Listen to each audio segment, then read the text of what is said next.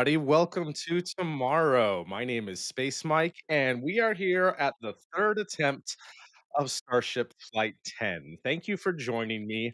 SpaceX has already begun their stream, which we will cut to in just a moment. I just wanted to quickly thank those of you who are already waiting, and for those of you who are here, thank you and welcome. Come on in, sit on down. I know there's a whole bunch of other streams going on right now, but we have a nice small community here, and I can't wait to get to your guys' questions and reactions as we see what happens. Hopefully, we get a launch today and everything will be okay. Weather looks good for now. We're okay in the launch window, so it's an exciting time. So yeah, let me go ahead and cut over to the SpaceX stream. They are already starting to play some of the replay footage from previous flights. So quite a bit of a cool quite a bit of a cool program that we have seen so far, and unfortunately, the last 3 flights haven't gone quite according to plan.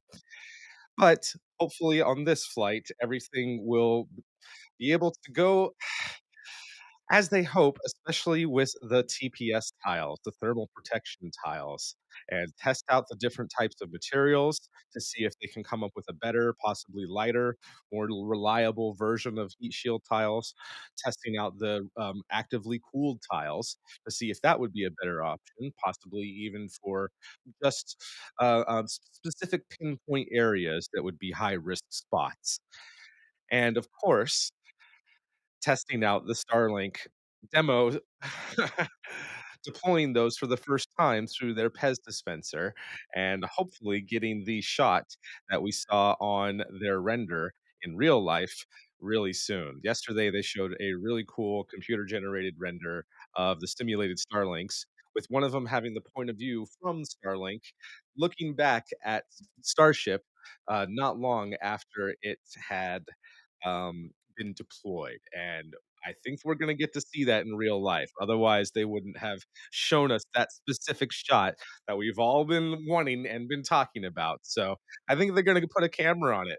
They already showed yesterday as well in another clip that they have put at least one camera on a Starlink satellite. So definitely a thing that they can do and within the realm of possibility. We might not see that for these demo satellites because they're not even a real satellite. It's just a slab of steel.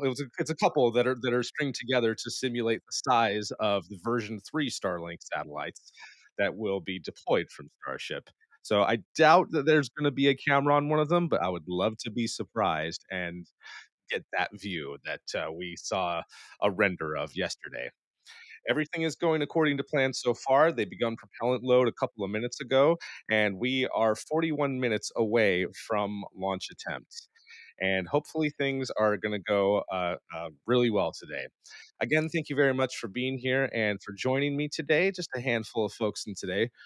Where's everybody watching from? Looks like Dave Avery's in the house. Thank you very much for being here.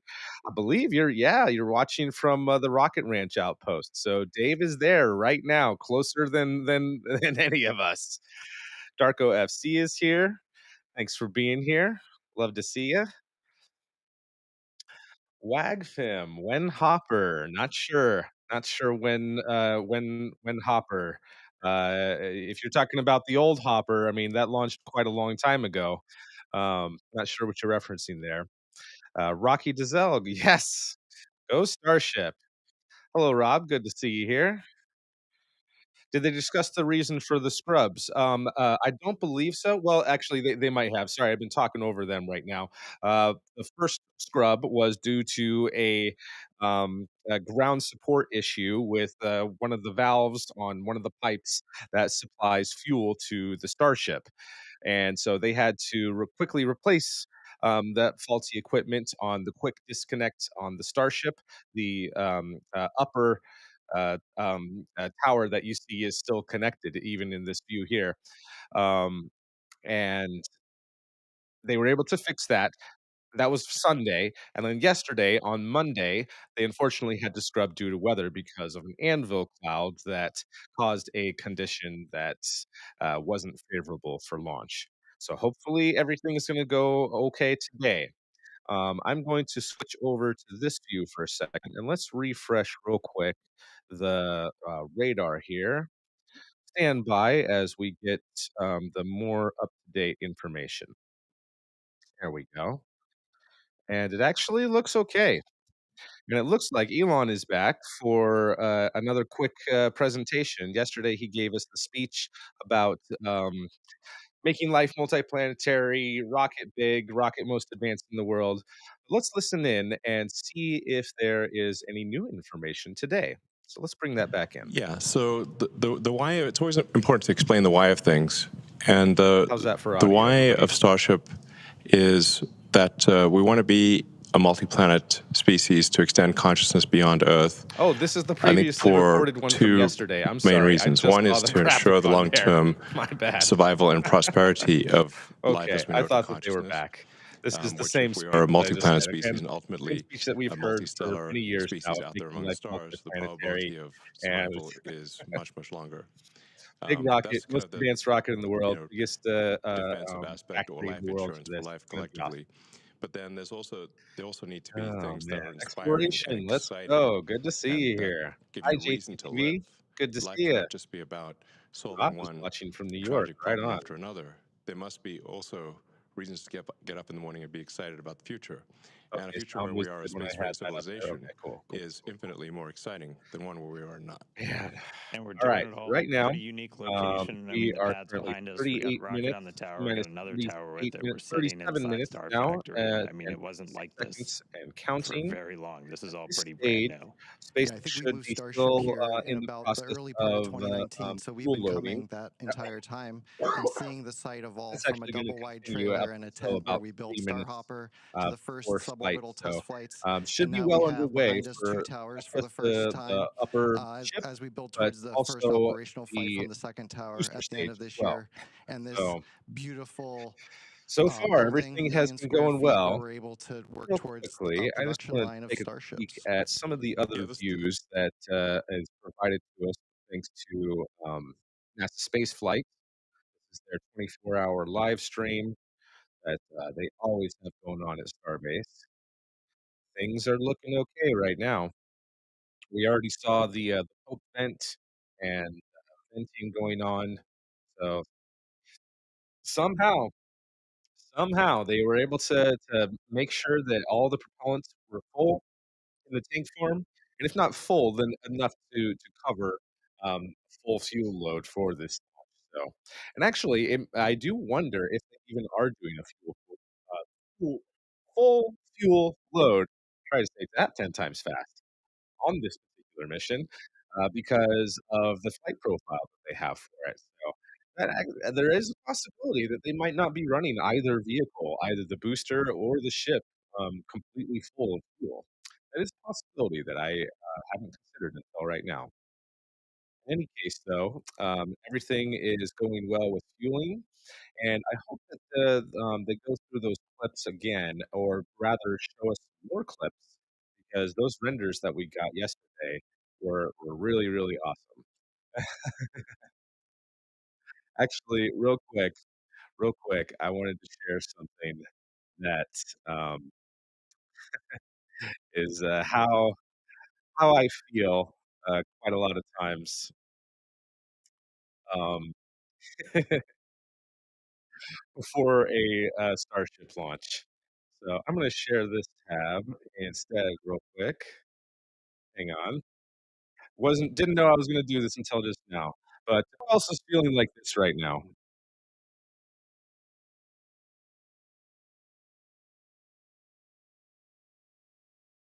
Oh, you can't even hear it. My bad. I didn't even switch to the right thing. How many feel like this right now? This is the meme. Sorry that took me so long to pull up. Yeah, this is how I'm feeling right now. How many of the rest of you guys are feeling like this? Oh, audio's cutting out for me? It might have been because I was switching through too much stuff. Is it come back, or are we still having bad audio right now?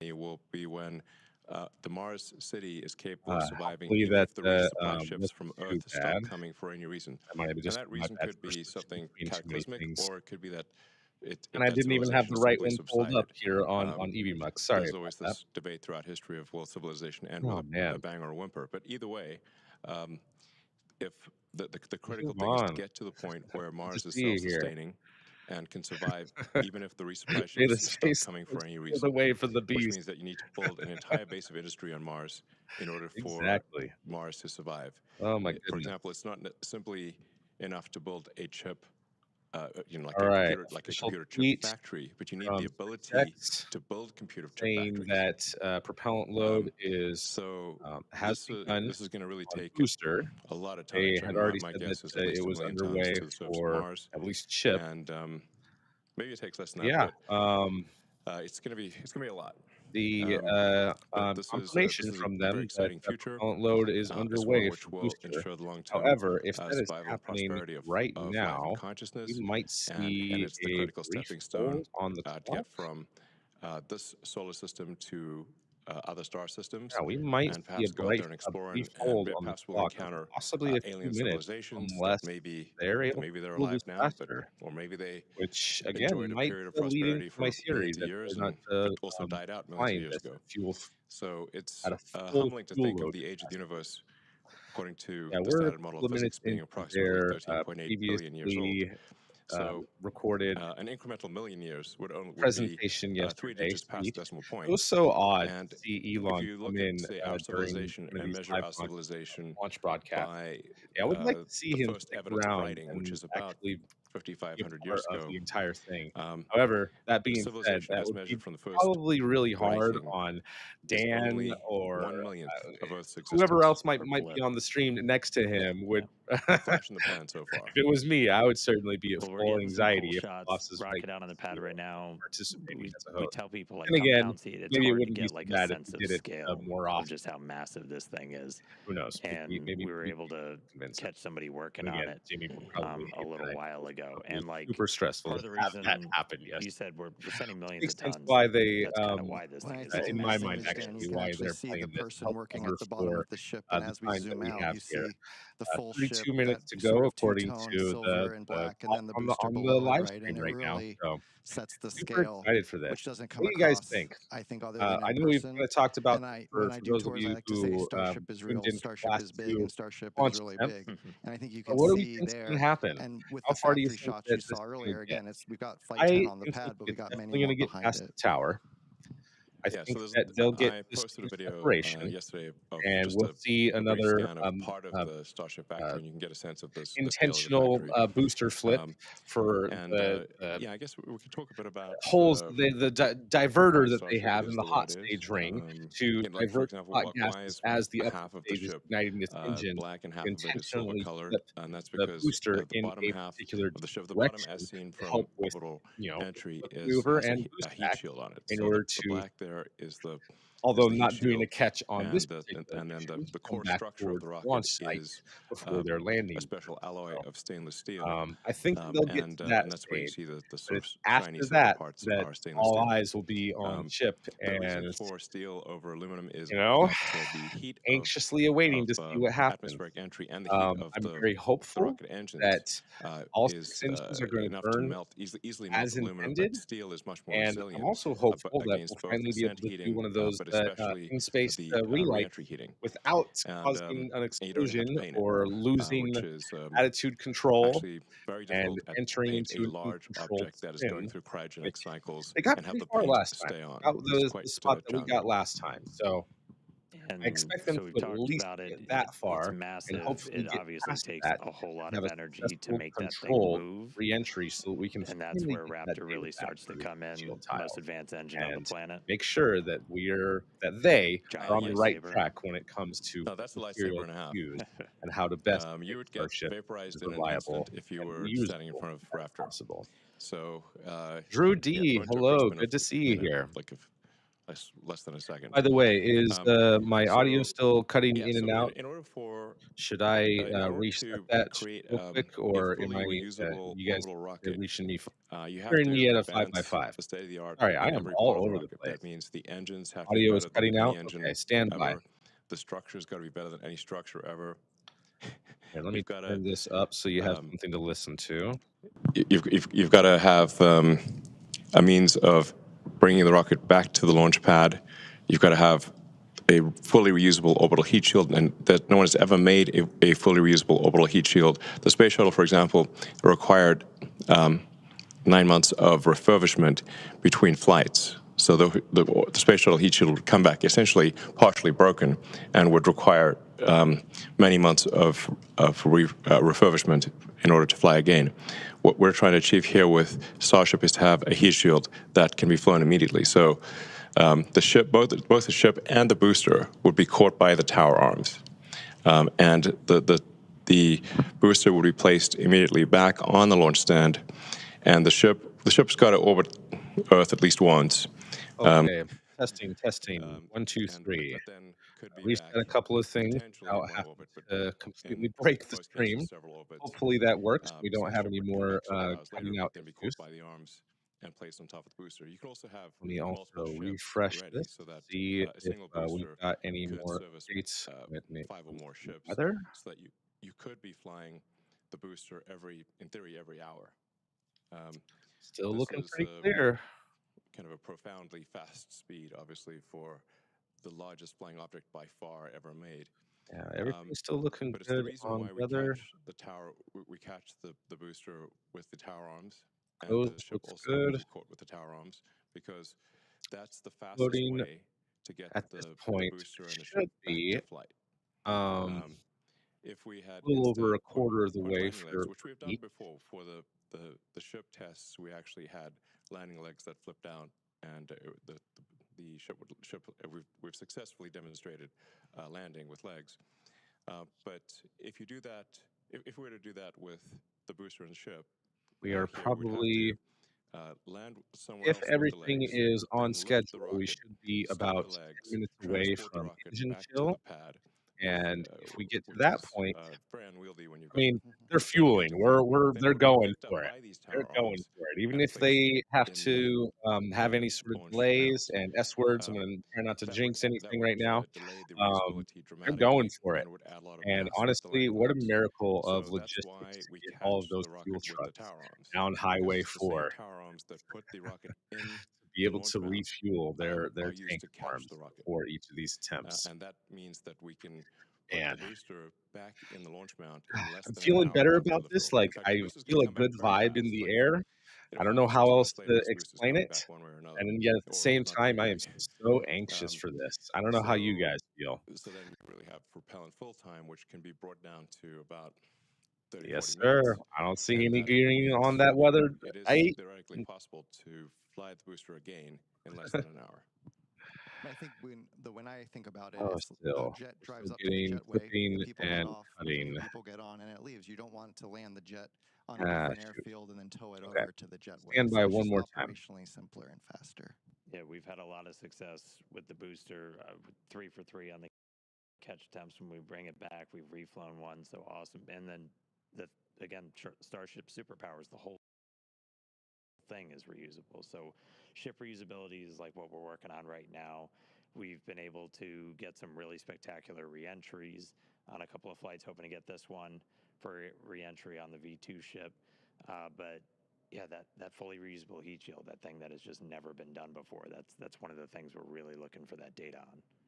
Yeah, I mean, there are thousands of engineering challenges that remain for both the ship and the booster, but Okay, I'd say sorry about that. uh, Testing, testing. One, two, biggest and three. quickest Sorry launch if you is the had any reusable orbital weird heat shield. clips or pops or Real anything confident like that going on.